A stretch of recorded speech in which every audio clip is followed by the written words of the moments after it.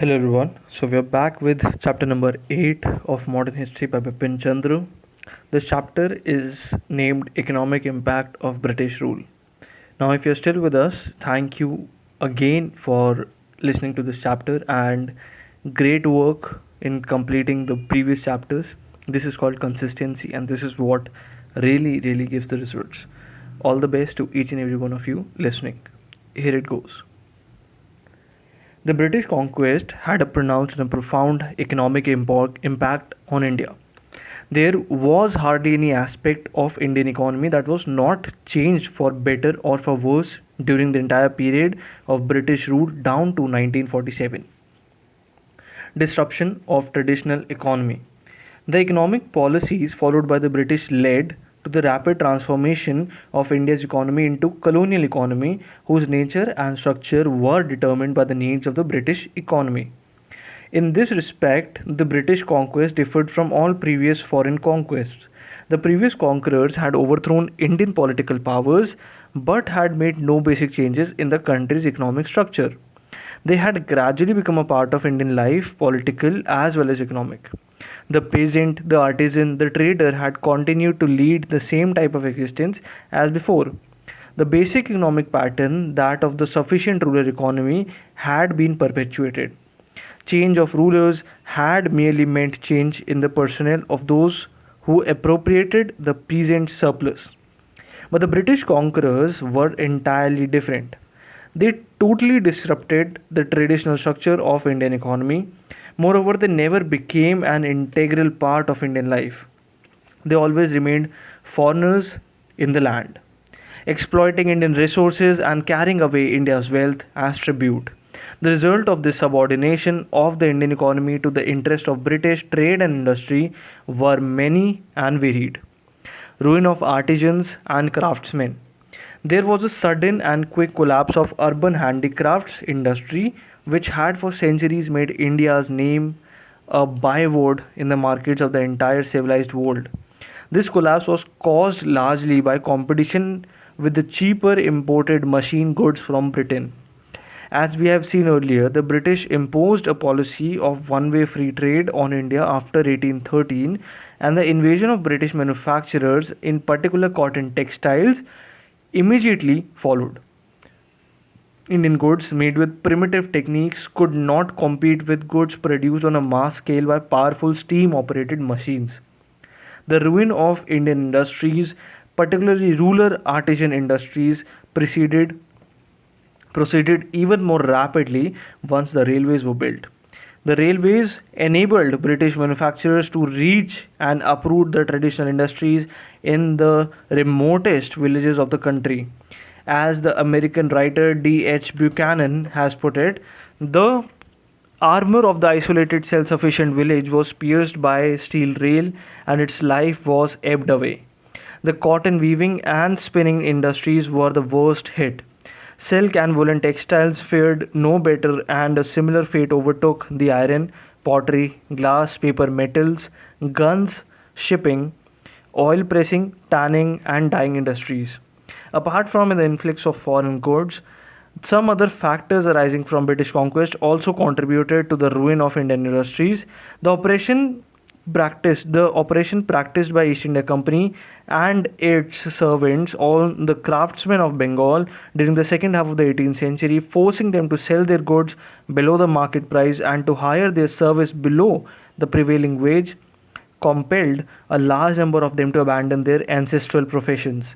In the normal course, Indian handicrafts would have benefited from the encouragement given by the company to their export, but this operation had an opposite effect.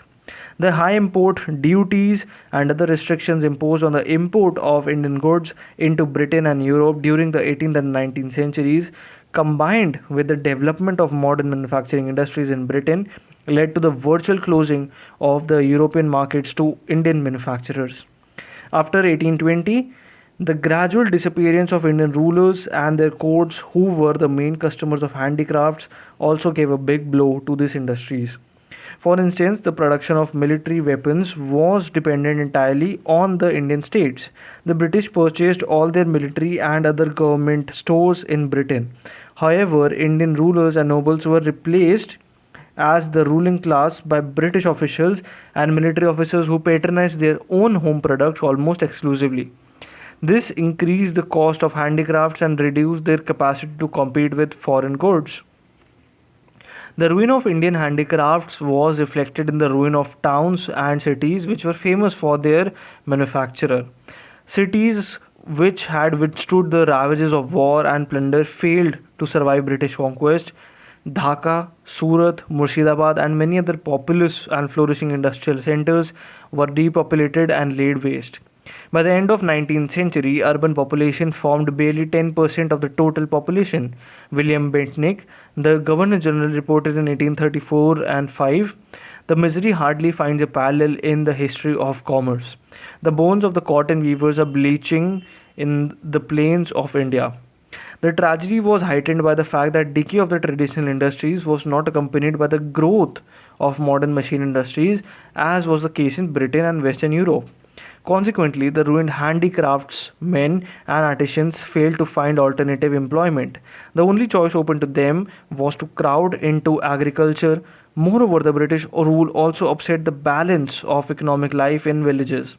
The gradual destruction of rural crafts broke up the union between agriculture and domestic industry in the countryside and thus contributed to the destruction of self-sufficient rural economy. On the one hand, millions of peasants who had supplemented their income by part time spinning and weaving now had to rely overwhelmingly on cultivation. On the other, millions of rural artisans lost their traditional livelihood and became agricultural laborers or petty tenants holding tiny plots. They added the general pressure on land.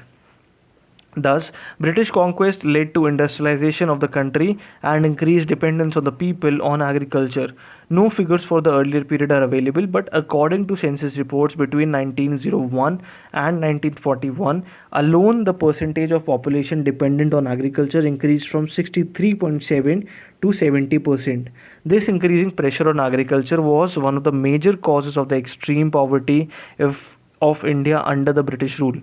In fact, India now became an agricultural colony of manufacturing Britain, which needed it as a source of raw materials for its industries. Nowhere was the change more glaring than the cotton textile industry.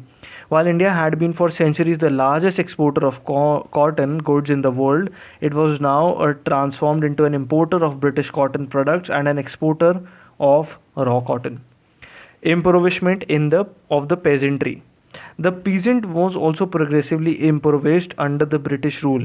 Although he was now free from internal wars, his material condition deteriorated and he steadily sank into poverty. In the very beginning of the British rule in Bengal, the policy of Clive and Warren Hastings of extracting the largest possible land revenue had led to such devastation that even the Cornwallists complained that one third of Bengal had been transformed into a jungle inhabited only by wild beasts. Nor did improvement occur later in both the permanently and temporarily settled zamindari areas. The lot of peasants remained unevenable. They were left into mercies of zamindars who raised rents to an unbearable limits, compelled them to pay illegal dues and perform forced labor or begar, and oppressed them to diverse other ways. The condition of cultivators in top Rotwari and Mahalwari areas were no better. Here the government took the place of zamindars and levied excessive land revenue, which was in beginning fixed as high as one third to one half of the produce. Heavy assessment of land was one of the main causes of the growth of poverty and deterioration of agriculture in the late 19th century. Many contemporary writers and officials noted this fact. For instance, Bishop Heber wrote in 1826, "Neither native nor European agriculturist, I think, can thrive at the present rate of taxation. Half the gross produce of the soil is demanded by the government. In Hindustan, northern India, I found a general feeling among the king's officers that the peasantry in the country's province are on a whole worse off, poorer and more dispirited than the subjects of the native provinces." And here in Madras, where the soil is generally speaking poor, the difference is said to be still more marked. The fact is, no native prince demands the rent which we do. Even though the land revenue demand went on increasing year after year, it increased from 15.3 crores in 1857 to 8 to 35.8 crores in 1936 and 7. The proportion of the total produce taken as land revenue tended to decline, especially in the 20th century as the princes rose and production increased. No proportional increase in land revenue was made as the disastrous consequence of demanding extortionate revenue became obvious. But by now, the population pressure on agriculture had increased to such an extent that lesser revenue demand of later years weighed on the peasants as heavily as the higher revenue demand of the earlier years of the company's administration. Moreover, by the 20th century, the agrarian economy had been ruined, and the landlords, moneylenders, and merchants had made a deep inroads into the village. The evil of high revenue demand was made worse because the peasant got little economic return for it. The government spent very little on improving agriculture. It devoted almost all its entire income to meeting the needs of British Indian administration, making the payments of the direct and indirect tribute to England, and in serving the interests of the British trade and industry. Even the maintenance of the law and order tended to benefit the merchant and the moneylender rather than the peasant. The harmful effects of the excessive land revenue demand were further heightened by the rigid manner of their collection. Land revenue had to be paid promptly on the fixed dates even if the harvest had been below normal or had failed completely. But in bad years, the peasant found it difficult to meet the revenue demand even if he had been able to do so in good years. Whenever the peasant failed to pay land revenue, the government put up his land for sale to collect the errors of revenue. But in most cases, the peasant himself took this step and sold part of his land to meet the government demand. In either case, he lost his land. More often, the inability to pay revenue drove the peasant to borrow money at high rates and interest from the moneylender. He preferred getting into debt by mortgaging his land to a moneylender or to a rich peasant neighbor to losing it outright. He was also forced to go to the moneylender whenever he found it impossible to make both ends meet. But once in debt, he found it difficult to get out of debt. The moneylender charged high rates and interest through cunning and deceitful measures such as false accounting, forged signatures, and making the debtor sign for larger amounts than he had borrowed. Got got the peasant deeper and deeper into debt till he parted with his land. The moneylender was greatly helped by new legal system and the new revenue policy. The pre-British times, the moneylender was subordinated to the village community. He could not behave in a manner totally disliked by the rest of the village. For instance, he could not charge usurious rates of interest. In fact, the rates of interest were fixed by the usage of public opinion. Moreover, he could not seize the land of the debtor. He could at most must take the possession of debtor's personal effects like jewelry or parts of his standing crop. By introducing transferability of land, the British revenue system enabled the moneylender or the rich peasant to take possession of the land. Even the benefits of peace and security established by the British through their legal system and police were primarily reaped by the moneylender, in whose hands the law placed enormous power. He also used this power to pursue of the purse to turn the expensive process of litigation in his favor and to make the police serve his purposes. Moreover, the literate and the shrewd moneylenders could easily take advantage of the ignorance and illiteracy of the peasant to twist the complicated process of law to get favorable judicial decisions. Gradually, the cultivators in the Rotwari and Mahalwari areas sank deeper and deeper into this debt, and more land passed into the hands of moneylenders, merchants, rich peasants, and other moneyed classes. The process was repeated in the Zamindari areas, where the tenants lost their tenancy rights and were ejected from the land or became subtenants of the moneylender. The process of transfer of land from cultivators was intensified during the periods of scarcity and famines. The Indian peasant hardly held any savings for critical times, and whenever crops failed, he fell back upon the moneylender not only to pay land revenue but also to feed himself and his family. By the end of 19th century, the moneylender had become a major curse of the countryside and an important cause for growing poverty of the rural people. In 1911, the total rural debt was estimated rupees 300 crores. By 1937, it amounted to rupees 1800 crores. The entire process became a vicious circle. The pressure of taxation and growing poverty pushed the cultivators into debt, which in turn increased their poverty. In fact, the cultivators often failed to understand that the moneylender was an inevitable cog in the mechanism of imperialist exploitation, and turned their anger against him as he appeared to be the visible cause of their impoverishment. For instance, during the revolt of 1857, whenever the peasantry rose in revolt, quite often its first target was the attack on the moneylender and his account books. Such peasant actions soon became a common occurrence. The growing commercialization of agriculture also helped the moneylenders come merchant to exploit the cultivator. The poor peasant was forced to sell his produce just after the harvest and at whatever price he could get, as he had to meet in time the demands of the government, the landlord, and the moneylender.